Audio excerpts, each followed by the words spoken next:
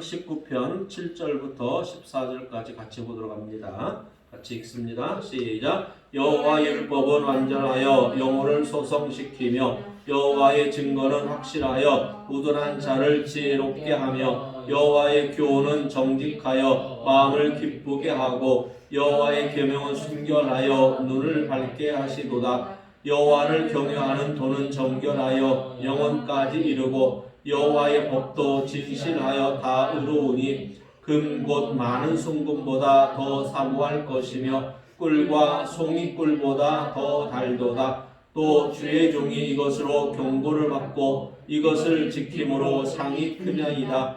자기 허물을 능히 깨달을 자 누구리요? 나를 숨은 허물에서 벗어나게 하소서.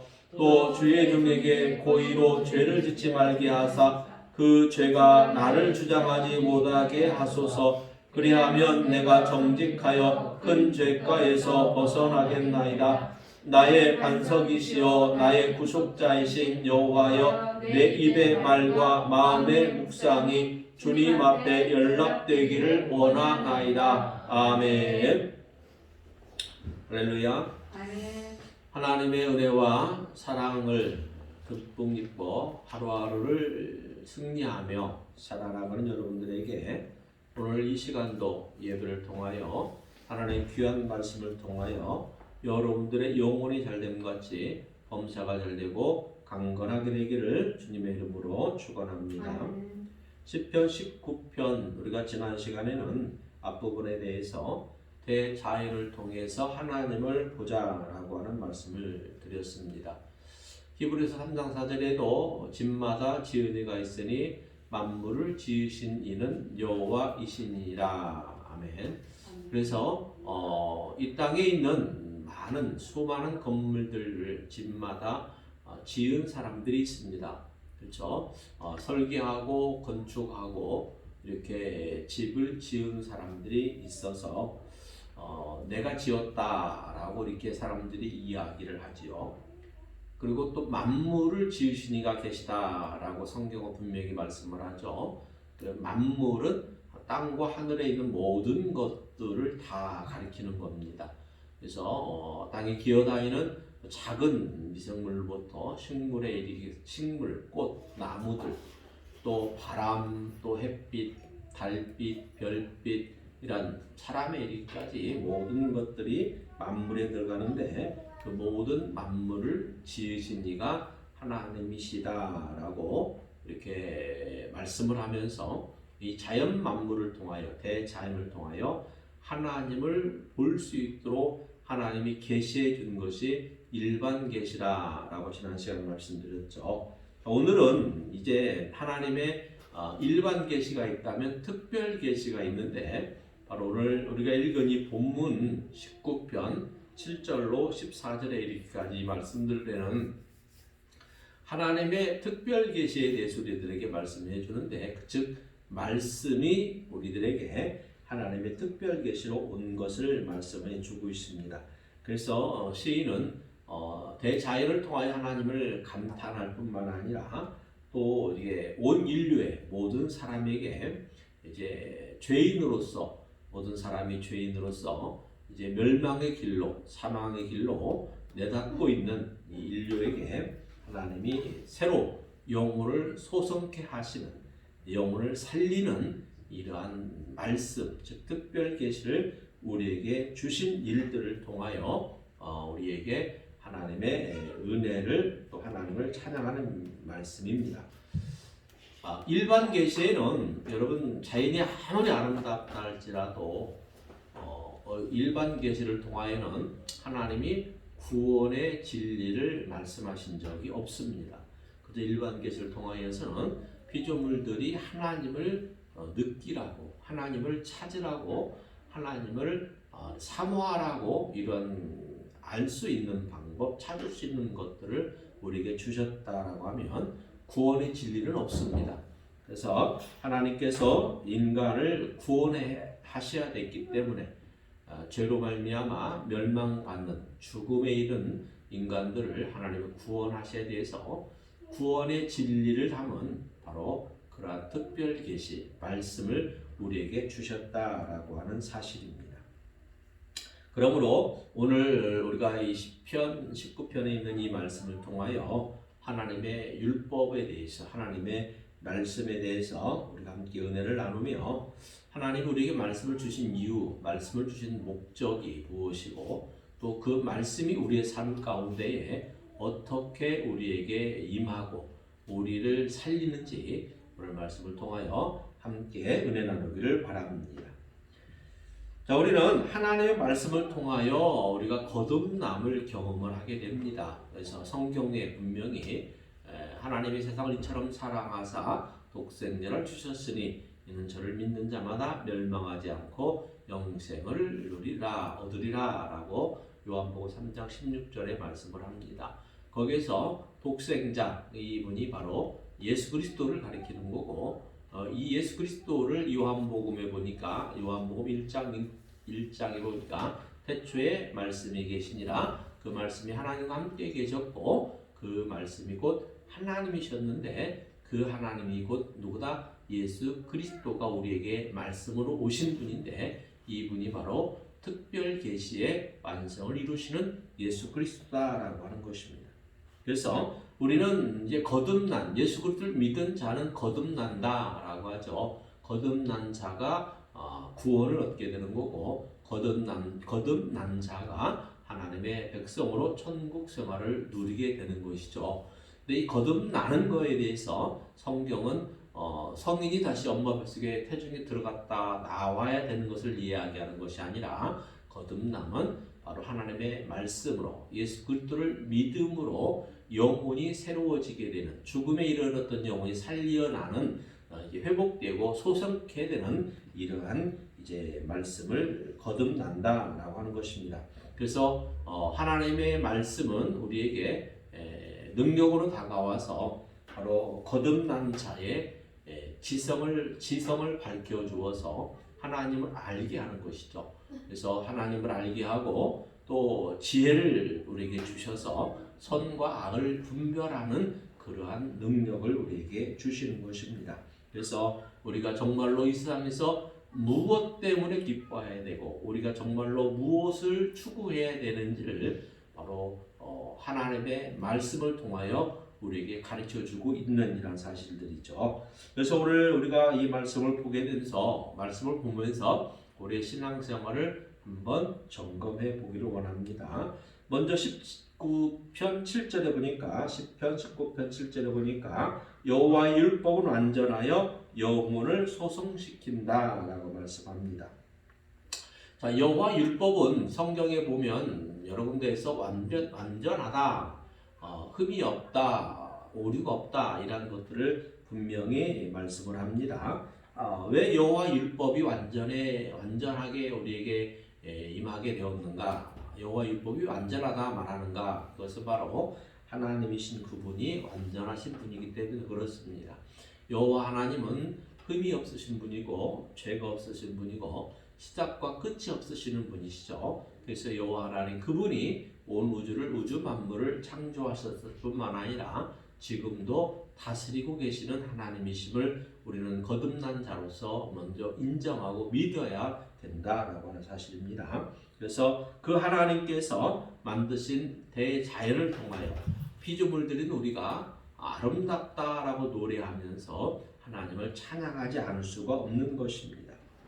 그래서 여러분 우리에게 하나님 주신 이 말씀, 율법이라고 하는 것은 그저 단순히 우리에게 지켜야 되는 법이라고 하기보다는 천국 백성으로서 크리스찬으로서 이 땅에서 살아나가야 할 생활의 가르침이다라고 받아들이는 것이 더 의미가 있는 것입니다. 그래서 생활의 크리스찬으로서 살아나가야 되는데 우리에게 가르침을 주는 것, 그래서 하나님 말씀이 우리를 인도하는 거고 우리의 발에 등불이 되어주는 거고 또 우리를 선한 길로 인도해 주는 것입니다. 또 우리가 대한민국에 살면서 국민으로서 지켜야 될 생활에 반드시 지켜야 될 그런 규범들이 있습니다. 나라에서 세우는 이런 규범들, 법규들은 왜 만들겠어요? 국민들의 안전한 생활을 보장하기 위한 최소한의 장치들인 것이죠. 그래서 이러한 법규들을 잘 지켜야 국민들이 안전하게 되는 것이고 법규를 어기면 사고가 나게 되는 것입니다. 그러나 여러분 나라의 법은 어떻습니까? 완전하다고 우리가 얘기합니까? 완전하지가 않죠. 꼭 소 잃고 외양간 고치다라고 하는 우리 옛날 속담이 있듯이 사람이 만든 법들은 꼭 일이 하나 터지고 나면 이거는 생각 못했구나, 이 부분은 생각 못했구나 해서 다시 법을 수정하고 또 재개정하고 이러한 과정들을 거치면서 법들은 만들어지기도 하고 없어지기도 하고 이렇게 사람들이 만드는 법은 시대에 따라 상황에 따라서 달라지기도 합니다. 그것은 바로 인간이 완전하지 않기 때문이다라고 하는 거죠. 인간은 불완전하기 때문에 우리가 100년 앞도 내다보지도 못하고 어찌 보면 10년 앞도 내다보지 못하고 만드는 법들이기 때문에 그렇다라고 우리가 볼 수 있습니다. 그러나 우리가 인생을 살아오면서 우리가 경험해 보는 거지만 여러분 우리에게 있어서 완전하고 정말로 바른 진리가 되는 말씀이 있습니다. 그 말씀이 바로 하나님의 말씀인 것이죠. 하나님의 말씀은 어제나 오늘이나 영원토록 동일합니다. 절대 하나님의 말씀이 이게 뭐 좀 지났으니까 바뀌어져야 돼 하고 바뀐 역사가 없습니다. 하나님의 말씀은 말씀이 사람을 통하여 하나님의 말씀을 기록한 때부터 지금에 이르기까지 이 말씀이 수정되어지거나 변형된 부분들이 없이 그대로 원본에서 우리가 이렇게 추출해내어 이 말씀들이 우리에게 지금까지 읽혀져 오고 우리 크리스찬들이 지켜 따르는 생활의 신앙생활의 규범이 되는 말씀인 것입니다. 그래서 이 말씀은 영원토록 어제나 오늘이나 영원토록 동일한 말씀이고 그래서 하나님의 말씀을 우리가 진리다라고 말씀합니다. 이 하나님의 말씀은 오늘 분명히 보니까 완전하다 그리고 완전하여서 영혼을 소성시키는 데에 영혼을 살리는 데에 전혀 부족한 것이 없다라고 말씀합니다. 그래서 하나님의 말씀을 우리가 인생의 표준으로 분명히 우리가 삼아야 될 줄로 믿습니다. 아멘. 그러면 현재 우리들이 하나님의 말씀을 믿고 따르며 크리스찬으로서 지켜야 할 규범으로 우리 신앙생활에 적용하는 이 율법이 되는 이 하나님의 말씀은 언제 주어졌는가? 언제 우리에게 문서화로 되어서 우리에게 전해지게 되었는가? 이게 성경에 보게 되면 나와 있습니다. 창세기 19장 4절 이하에 보게 되면 애굽에서 이스라엘 백성들을 하나님이 구원해 내죠. 출애굽 사건을 통하여 모세가 지도자가 되어서 이스라엘 백성들을 데리고 이제 광야 길을 지나서 하나님 약속한 적과 꿀이 흐르는 땅으로 인도해 가는 도중에 시내 광야에 도달을 하게 됩니다. 그래서 시내 광야에 도착을 했을 때 하나님께서 모세를 통하여 이스라엘 백성들에게 묻습니다. 그때까지는 아직 이 하나님의 말씀이 문서화가 돼서 이렇게 내려오는 것이 없었기 때문에 하나님은 이스라엘 백성들에게 나는 너희를 애굽 땅에서 인도하여 낸 하나님이라. 내가 어떻게 애굽 사람에게 행한 것을 너희가 보았고 독수리가 날개로 새끼를 보호하는 것 같이 내가 너희를 업어서 하나님을 섬기도록 예배하도록 인도하였음을 너희가 보았느니라. 온 우주 온 땅이 다 내게 속하였으니 그러면서 뭐라고 하냐면 너희가 내 말을 잘 듣고 내 언약을 지키면 이런 단서가 없습니다. 너희가 내 말을 잘 듣고 내 언약을 지키면 너희는 모든 민족 중에서 내 소유가 되겠고 제사장 나라가 되며 거룩한 백성이 될 것이다 라고 모세에게 얘기해서 이 말을 백성들에게 전하게 합니다. 다시 말해서 이 말씀이 뭐냐면 핵심은 그거죠. 하나님의 백성으로서 하나님이 선택한 민족으로서 하나님으로부터 보호를 받으며 하나님의 은혜를 누리며 이렇게 하나님의 말씀을 잘 지키면 너희들이 사는 그 땅으로 내 언약, 즉 하나님과 아브라함과 이스라엘의 선조가 되는 믿음의 아버지가 되는 아브라함과 하나님과의 세운 그 언약의 땅으로 이끌어 간다라고 하는 것이죠. 지금 그때는 하나님이 이 말씀을 백성들에게 할 때는 아브라함과 한 약속이 몇 년이 지나느냐면 약 430여 년이 지난 후입니다. 하나님이 아브라함과 약속을 하고 그 후에 이제 430여 년이 지난 후에 그 후손들에게 하나님이 내가 너희들의 아비 아브라함하고 세운 언약이 있는데 그 언약을 너희들이 지키고 내가 너희들이 주는 말씀을 너희들이 지켜 행하면 내가 약속한 그 땅에서 너희들이 장수할 것이다. 복을 누릴 것이고 너희들은 큰 민족이 될 것이다 라는 말씀을 하죠. 그렇게 할 수 있겠느냐라고 하는 물음입니다.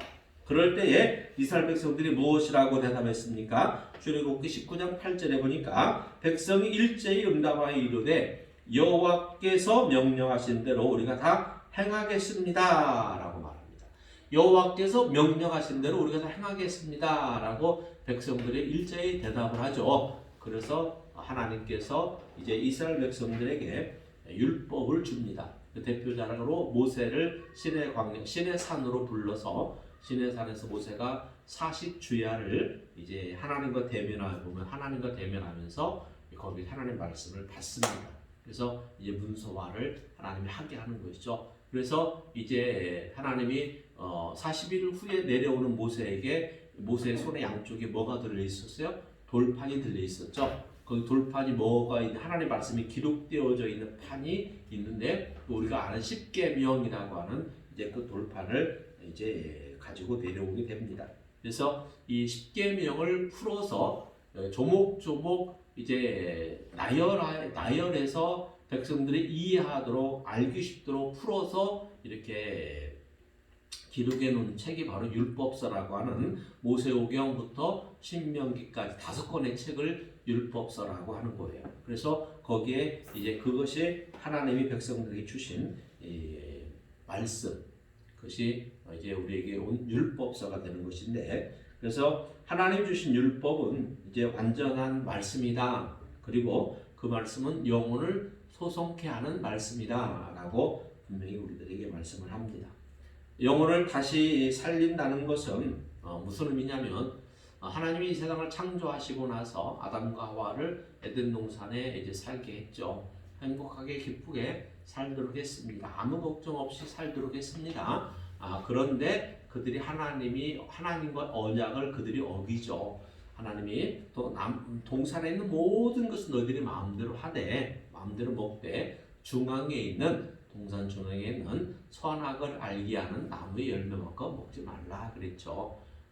먹지 말라 그랬습니다. 그걸 먹으면 너희들이 정령 죽을 것이다 라고 하나님이 분명히 경고의 말씀까지 주었음에도 불구하고 아담과 하와가 이제 그거를 먹게 됐죠. 사단에게 속아서 뱀의 유혹에 빠져서 이제 하와가 먹고 아담이 먹고 해서 결국에는 그들이 하나님과 관계가 단절됩니다. 하나님과의 관계가 단절되는 것이 곧 죽음을 의미하죠.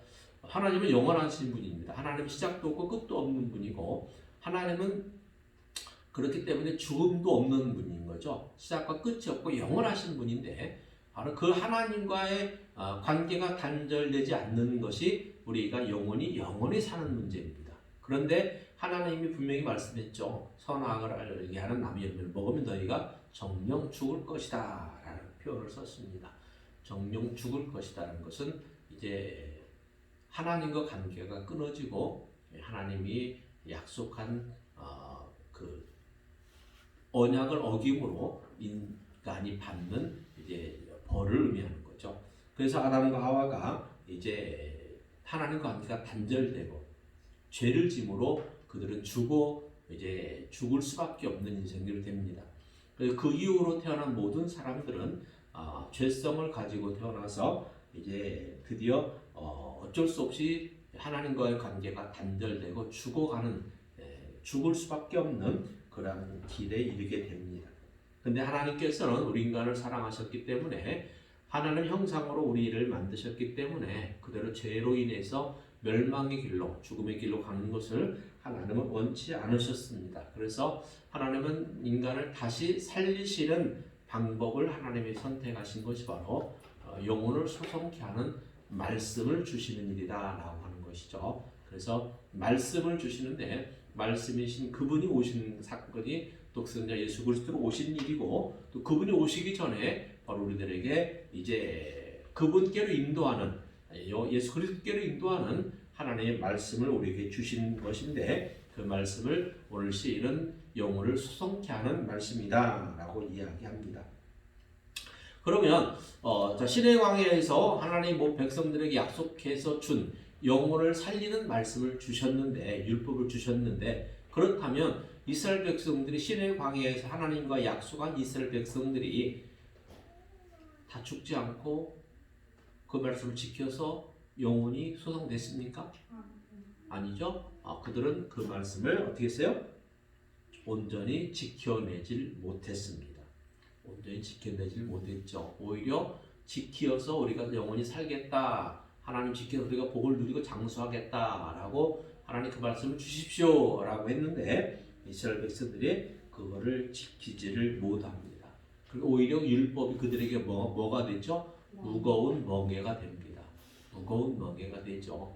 그래서 율법을 다 지키질 못해요. 우리가 모세오경을 읽어보면 해야 될 일들, 하지 말아야 될 일들을 쭉 나열해 놓잖아요. 그거를 다 그들이 지키지를 못합니다. 그래서 왜 지키지 못했을까? 하나님 말씀이 너무 어려워서 못 지켰을까?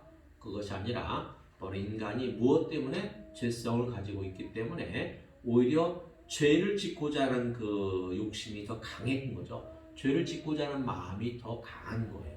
자, 지금도 그러잖아요. 우리 크리스찬들이 예수님 믿어서 구원받아 거듭난 자들이면 우리는 실생활에서 하나님 말씀을 우리가 정말로 인생의 표대로 삼고 살아가야 됩니다. 정말로 하나님 말씀을 내 영혼을 살리는 말씀이야. 정말로 우리 가문을 장수하게 하는 하나님의 은혜를 천대까지 누리게 할 수 있는 그러한 하나님의 능력의 말씀이야 라고 정말 믿어진다라고 하면 그 말씀대로 지켜 행하면 되는데 이스라엘 백성들이 그랬듯이 지금도 하나님 믿는 크리스찬들이 하나님의 말씀을 다 지키느냐? 지키지 못한다라고 하는 것이죠.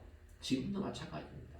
그래서 맨날 지키지 못하니까 죄짓고 나서 하나님 앞에 회개하는 거고 그래서 우리들에게 더욱더 하나님 말씀이 필요한데 그래서 정말로 이제는 우리가 율법으로 주어진 하나님 문서화에서 우리에게 주신 율법만 가지고는 우리가 도저히 지킬 수가 없고 구원받을 수가 없어서 하나님 우리에게 주신 카드가 마지막 카드가 뭡니까? 예수 그리스도를 우리에게 주신 것이죠. 그래서 완전한 하나님 말씀이 되는 것이고 그래서 하나님이 예수님을 이 땅에 보내주심으로 그분을 믿으면 그분을 영접하여 믿으면 우리가 가지고 있는 모든 죄들을 이제 회개할 수 있고 용서받을 수 있다라고 하는 사실인 것이죠. 그래서 우리는 하나님의 말씀은 거룩하고 우리를 의롭게 하고 우리를 선하게 하는 말씀이다라고 하는 것입니다. 그래서 바울 사도는 로마서 7장 12절에서 율법은 거룩하고 계명도 거룩하고 의로우며 선하도다라고 말씀합니다. 우리 인간은 죄인이지만 그러나 바로 하나님의 율법은 하나님의 말씀은 거룩하고 의롭고 우리를 선하게 하는 도구가 되는 하나님의 말씀이다라고 분명히 말씀을 하고 있습니다. 그래서 우리의 삶이 죄로 말미암아 부정하고 타락한 이러한 삶이지만 그러나 거룩하고 안전하신 하나님의 말씀에 우리가 의지하고 그 말씀이 우리의 심령 가운데 임하게 되면 마치 어둠 속에 빛이 비추음으로 어둠이 물러가는 것처럼 우리가 하나님의 말씀으로 말미암아 밝은 새로운 세계를 우리가 헤쳐나갈 수 있게 되는 것입니다. 그래서 시편 기자는 119편 105절에 주의 말씀은 내 발의 등이요 내 길의 빛이 됩니다 라고 배합니다. 그래서 우리 크리스찬들은 바로 어떤 빛을 따라가야 되냐면 하나님의 말씀의 빛을 따라가야 되는 것입니다. 여러분 영혼의 문제를 고민해 보셨습니까? 인생이 무엇인지 여러분이 생각해 보셨습니까? 인생이 어디서 와서 어디로 가는가 여러분이 한번 깊이 따져 보았습니까?